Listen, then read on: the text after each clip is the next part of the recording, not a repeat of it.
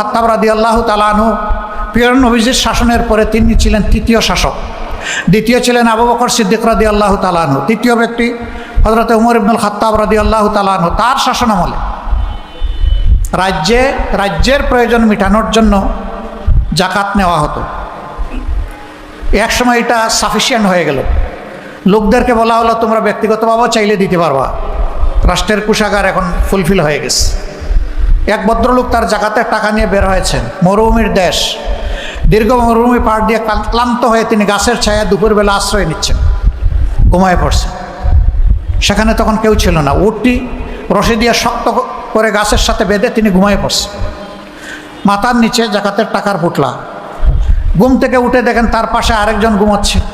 সেই লোকটা ধূসর ময়লা কাপড় নিয়ে ঘুমাচ্ছে, হালকা একটা বালিশে মাথা রেখে। তার অন্তর খুশিতে উজ্জ্বল হয়ে উঠল, ফুলে উঠল যে এতক্ষণে ঠিকানা পেয়ে গেছি, এখন ভার মুক্ত হতে পারবো। নিশ্চয়ই এই লোকটা অভাবী, তার চেহারা দেখে মনে হচ্ছে জাকাতের টাকা তাকে দিয়ে আমি মুক্তি পেয়ে যাব। তিনি বসে বসে অপেক্ষা করছেন। লোকটার যখন ঘুম ভাঙল, সালাম দিলেন। সে লোক বলল আপনি? বললেন যে আমি আপনার মতোই আল্লাহর এক বান্দা। আল্লাহ বোধহয় আপনাকে আমার জন্য ফিরিস্তা হিসেবে পাঠিয়েছেন। বুঝলাম না আপনি কি বলতেছেন। কয় ভাই, আমি কিছু জাকাতের অর্থ নিয়ে কয়েকদিন ধরে ঘুরছি, কিন্তু কোনো ঠিকানা খুঁজে পাচ্ছি না। কারে দিব, কে নিবে? যারে বলি হেই নেয় না। এখন আপনাকে দেখে মনে হয়েছে আপনার হয়তো বা কিছু প্রয়োজন আছে, আল্লাহ এইভাবে আপনাকে দিয়ে আমাকে সাহায্য করছেন, আমাকে মুক্ত করবেন। কয় ভাই, আপনার যে দশা আমারটা আরও খারাপ। আমি তো 15 দিন ধরে ঘুরতেছি, এই জন্য আমার চেহারার এই অবস্থা। আমার পুটলায়ও জাকাতের টাকা।